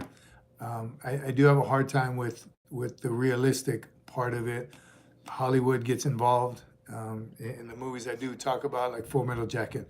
Fairly accurate, really accurate for the boot camp. A Few Good Men. Just that what I like about that is, and I know Jack Nicholson's the bad guy. He plays a really good part in it, but I think what A Few Good Men gets across is what it's like to be a Marine, the loyalty, the brotherhood, looking out for each other, the camaraderie. That is ingrained in that movie, and if you know, you know. And that's why other people say, well, Jack Nicholson, he's a bad guy, and he got somebody killed, and you're missing the point of the movie. I talk about Jarhead all the time. Again, not great reviews. It didn't make a whole lot of money. It wasn't on the top 10 on Netflix or anything like that, but it was very accurate. And I think that's why. That's why because there wasn't a bunch of Hollywood pumped into it. It was pretty accurate. And then I got a big problem with, again, do they do the uniform right? I'm a little OCD like that. Another one, and it's not Marines, but Saving Private Ryan. That's another favorite of mine. Again, I think because it tells that story of the brotherhood, right? And enduring that life together in a small unit like that. I think that's really good. Carl Green says we were soldiers. I like that one as well. Carl, true story, but not exactly accurate. Again, I wasn't there, so I don't know, but I like that one as well. Again, the message behind it. Again, the camaraderie, the teamwork, the brotherhood. I like all that. Anderson says, My Men Are My Heroes is a good book. It's about Sergeant Major Castle. Somebody asked me, did I never served with Castle at the same time, but a pretty amazing story. I know the story. I haven't read the book, but I know the story. Warfighter. So not a whole lot. I like books on leadership, like movies. Again, I look for the leadership story in the book and how these leaders take care of their men and women. How they take care of their units, the sacrifices they make, the unselfishness, leadership that they display. And again, that's why I have a hard time with when I see leadership in a civilian community. And it's not all. It's not. I'm not talking bad about the civilian leadership, civilian community, but I have seen a lot of it recently, and it's disheartening. It's hard to take. It's hard to watch. So lead, man, lead your team. Lead like you would want to be led. Lead like you would want your kids to be led. That's another one, especially if you have kids. And my kids are grown. I want them to have leadership that like I would take care of them.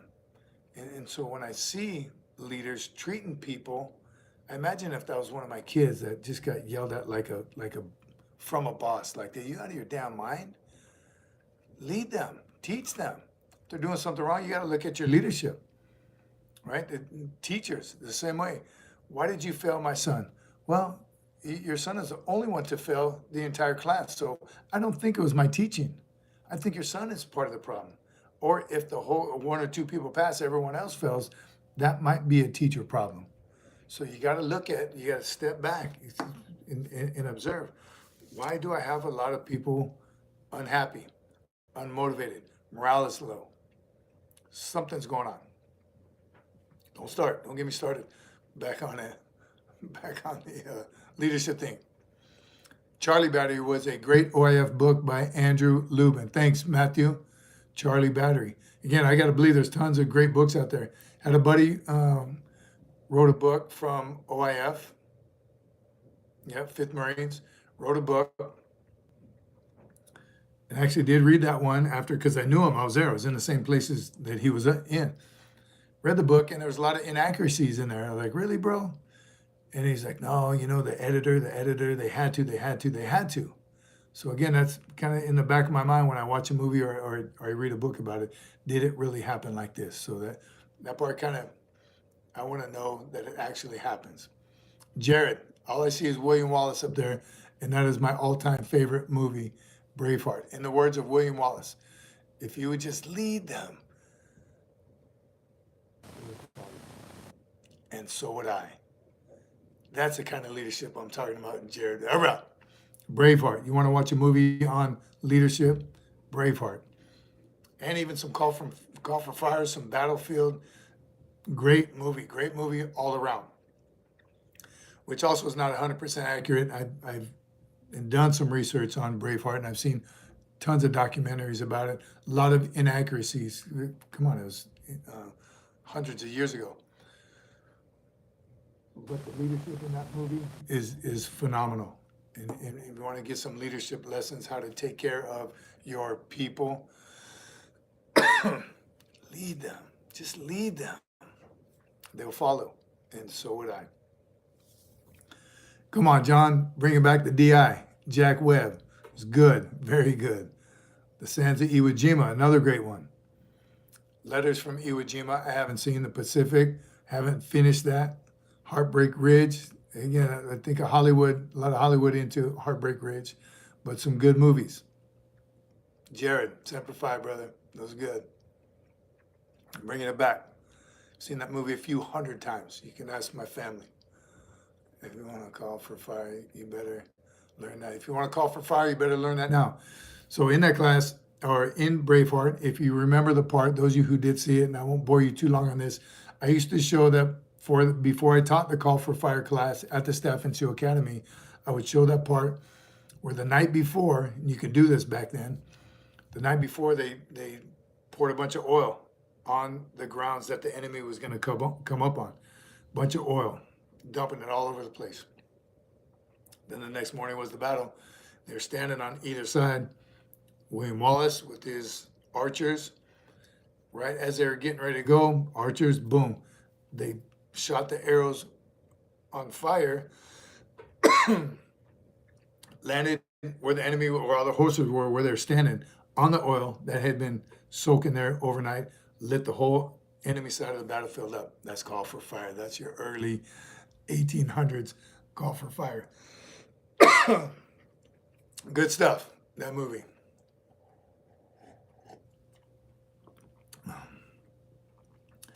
You know Braveheart better than most? Not me, Jared. I'll challenge you.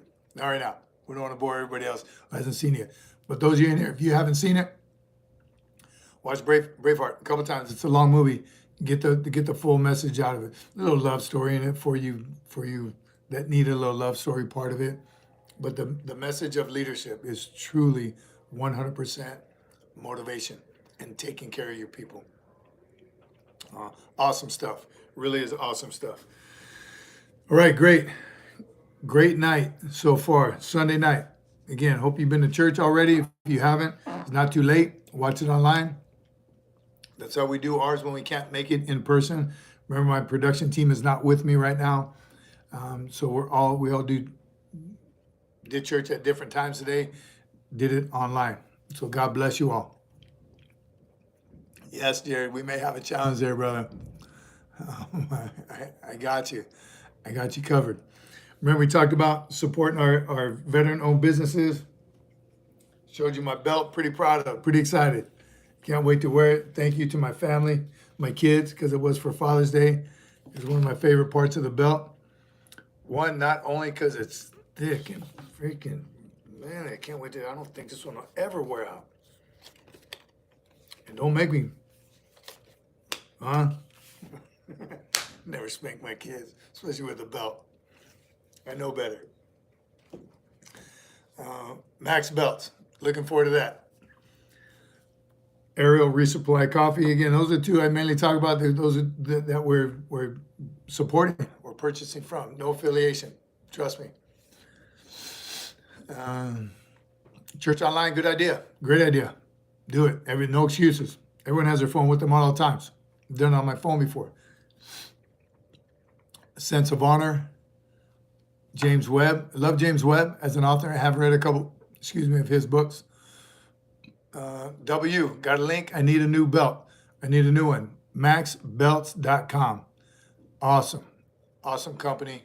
Awesome dude. I feel like I know him just because we communicate on LinkedIn, but there it is. Producers just put it in the comments for you. Support our vet. We got to support each other, man. It's free, right? Those of you I haven't seen Michael's drones tonight. Those of you who have channels, support each other. Man, again, it's free. That's what we do. That's the community that we build here. Look at no affiliate link, but there's 20% off sale right now for Max Belts. Awesome. Thank you, production team, for filling that in. Mark Hankins says Core Belts, Kore. Interesting. Definitely check that out. Lewis, and you mentioned online church. Yes. We watch Pearlside Church online if you're interested.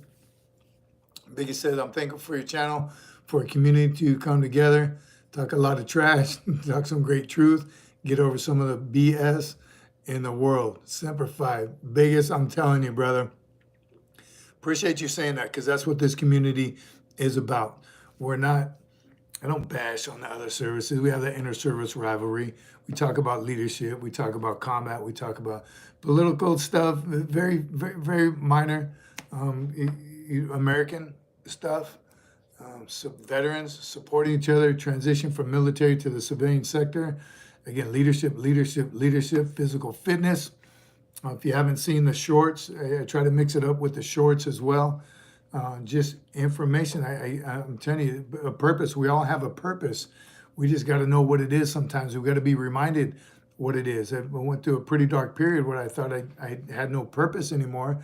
I retired. I was done. All of a sudden, a lifetime of being a Marine, active duty, and then the next day taking the boots off for the last time, thinking that's it.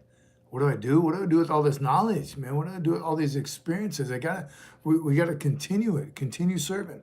That's why when I say every now and then, the trolls on there, let it go, man, you ain't a Marine anymore.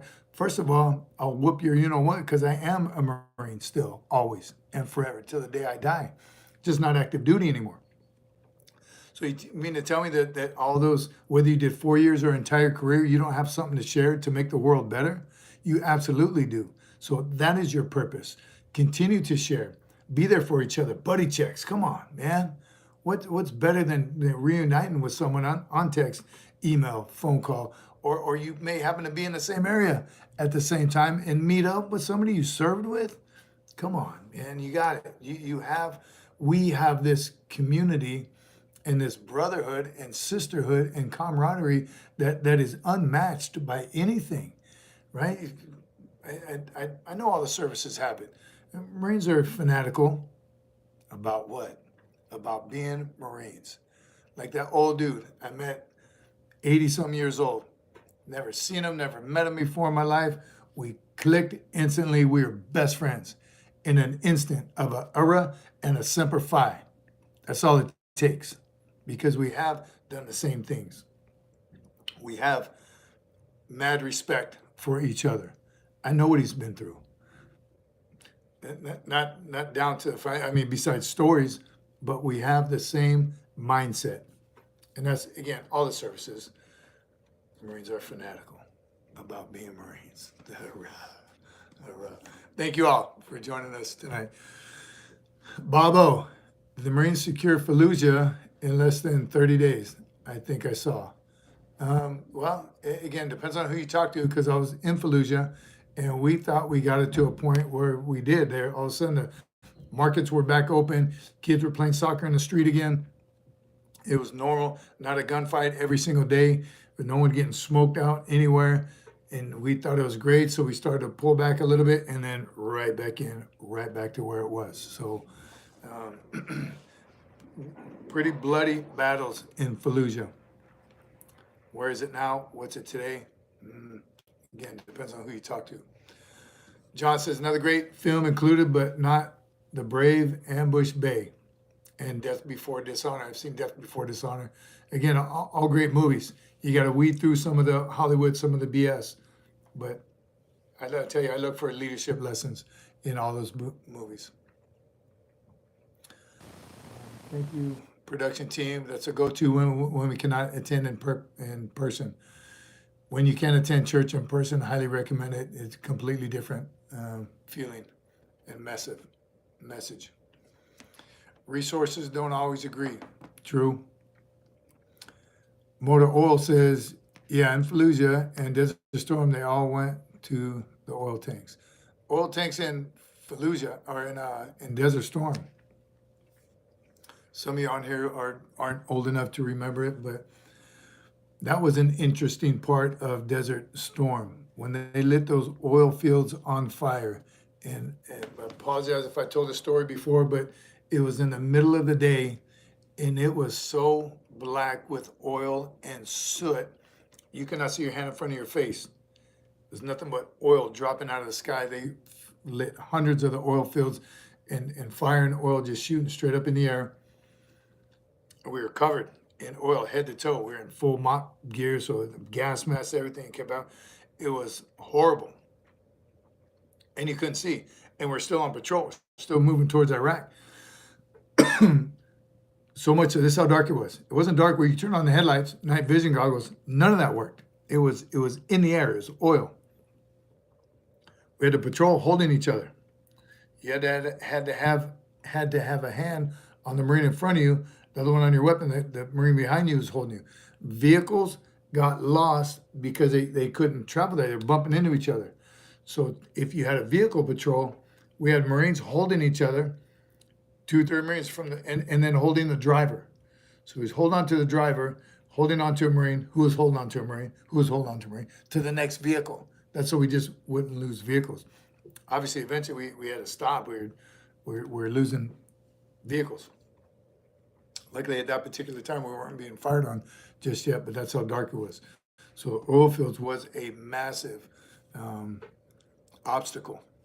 Interesting. Generation Kill was correct. I didn't see Generation Kill.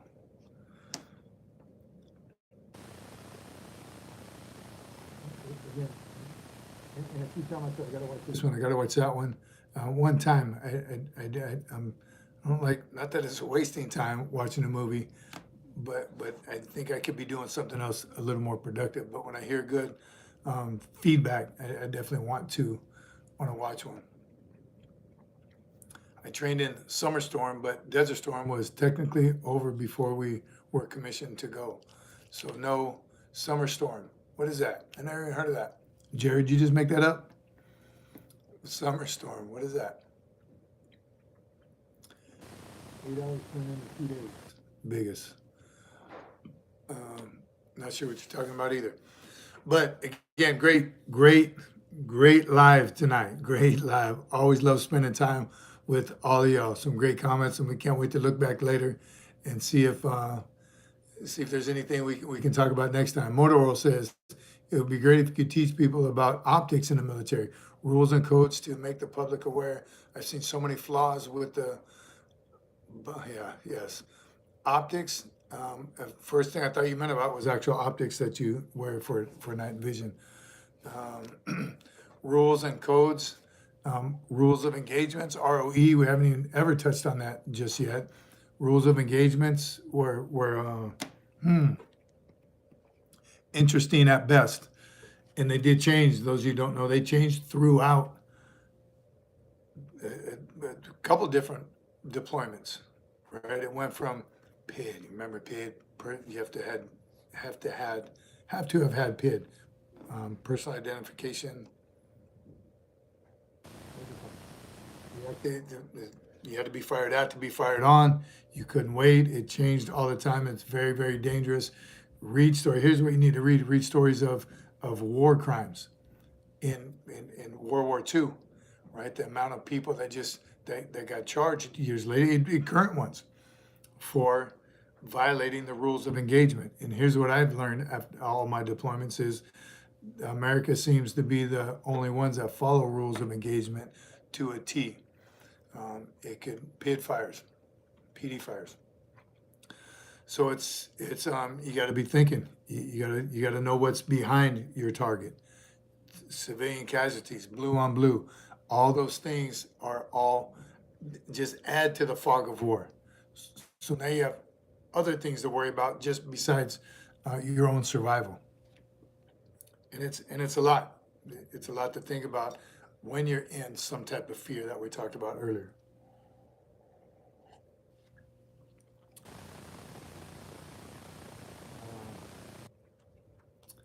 Sangin, banging and singing. You were in Sangin. I was in Sangin for a little while. Fob Jack. Don't know where that is. I spent some time in Sangin. I was training with Hotel 314, heavy artillery, and they called it Summer Storm. Very cool. Jared 314, heavy artillery. Reserve unit 314. I don't know all the artillery units. 112. I know the West Coast guys. Interesting. Interesting times. We haven't talked a whole lot of war stuff, so I appreciate y'all being here, bringing it up and discussing it. Again, we can all learn. Where are we going next? What's going to happen? What kind of battlefield are we going to be in? I know in Desert Storm, what was new was the last major battle before Desert Storm was Vietnam. So all of our stuff was green. Everything we had was green. So moving to get us outfitted in desert stuff, desert colored was a challenge, right? The MPS ships, the Maritime Pre-Positioned ships that float around, just waiting to stop at wherever you need them and unload. We had to unload a bunch of those with desert gear. We didn't have it. We didn't have desert camis. They're sending it. I remember I went into combat, I think I had a desert top and bottom, but green flag, green helmet, black boots still. So it finally caught up to us, brown t-shirts. All this stuff finally started catching up to us after we were already there. So obviously we're prepared now. That's when desert camis came back out. It was on hand. Everyone already had it. We have green gear. We have desert gear. You never know where we're going to fight next. So that was a huge learning lesson for America at that time, to be prepared for any environment. And again, prior to that, we had been fighting in the jungles. So that's what we had a whole lot of stuff of. Now, again, pretty sure we're prepared for any climate, place, era. But it did take a while. I remember leaving Desert Storm. Funny, not funny, but that's when all the brown t-shirts, brown socks, brown beanies. It gets cold in the desert. Brown cold weather gear, brown sleeping bags, those smoking jackets. If somebody remembers what they're called, the night vision, you couldn't see through it. It looked like a robe, had a hoodie and everything. Everyone loved to have those and wear them outside of the Marine Corps, wear them just because they were very cool. All that stuff started to come when the war was ending, when it ended, and we were packing up to go home. So obviously spent millions of dollars to get it all shipped out there. War was over, we had to get it all back. So I remember, again, once it was over and we were ramping down destructing all the things we constructed. You go through the chow line at the field chow hall, and they give you your meal, your drinks, your whatever, and a pack of socks, brown socks. Take this with you. Next meal you go through, meal, drink, dessert, pack of t-shirts, all brown stuff. And years later, we're able to still use it. Unfortunately, we needed all that desert stuff again, but it's definitely a huge learning lesson for everybody. Be ready for any climate place whatsoever. All good stuff. All good stuff. So solo tonight. How'd I do, production team? Can I get again, give me a scale of 1 to 10. I made it. I didn't lose power. Oh, the power is low, super low, super low. John says, in the words of Dower, keep checking on your Marines, your buddies, your brothers, sisters. Make sure they're always in your mind, your thoughts, and your prayers. Amen, John. Appreciate that. 100%. Buddy checks. Big fan. A couple tonight. I'm definitely going to hit up as soon as we wrap this up, as soon as we land this helicopter, because that is something that is near and dear. And to use excuse, I don't have time. I forgot. Wrong answer. Again, send the text. Set up a time to call. I don't like a Zoom. I don't hate Zoom, but I just don't like it. I don't like it for meetings. I like the face-to-face, but obviously that can't happen. I can't speak to all of you on here in person, so I don't mind this, but in a meeting, in a Zoom, don't like it. But I will absolutely for a buddy, to check on a buddy. Production team says some sound issues we need to work on, but overall, I passed. Hallelujah. I passed. Did a solo. Now get back over here so I don't have to do a solo again. A++, says Carl Green. Always have my back, Carl. Appreciate you. Pendragon, 10 UM. Just showing up and looking good. 99% of the work. Got it, Pendragon. Appreciate you, brother. Watch it later for us. And let me know how I fared. John McJunkin, outstanding job, well done tonight. Sergeant Major, hurrah! Appreciate all of you. Again, it's anything I can do. I was nervous about it. You talking about fear? I was afraid to do this tonight. I wasn't afraid. I was scared. So I maybe over prepared a little bit, but that can't be a bad thing. Skylar T, I'd love to do a Q&A with you in a recruiter would help answer a lot of our guys' questions. Yeah, I'm down with that too. Great Q&A, recruiters. Love to get some recruiters on here. Ryan says, I love Zoom. Airplane, got me to Canada. That kind of Zoom, yes. Just letting you know, all of your bad buddies love you on here. Thank you, brother. Biggest, appreciate you being here and saying that. Good night, Chesty, wherever you are. And a production team watching from a covert location. Can't tell you that, Jared. I have to kill you. You know that. I'm glad we did this. I'm glad too. Semper Fi says AK-47. All right. Mordo, last one. Hey, dude, thank you for your service. Ready on these executive orders. 1384. All U.S. military have code in the military operations. Start explaining that. Ken, Skyler, we can work on that. Yes, thank you, production team, answering that. Semper Fi, Feliciano. Good night, Chesty. Good night, all of you. Semper Fi, my friend. God bless you on this Sunday. Continue to the buddy checks. We'll see you on Wednesday at 1900. Keep getting after it. Be aggressive. Be patient, but keep getting after it. Semper Fi, my friends. Hurrah!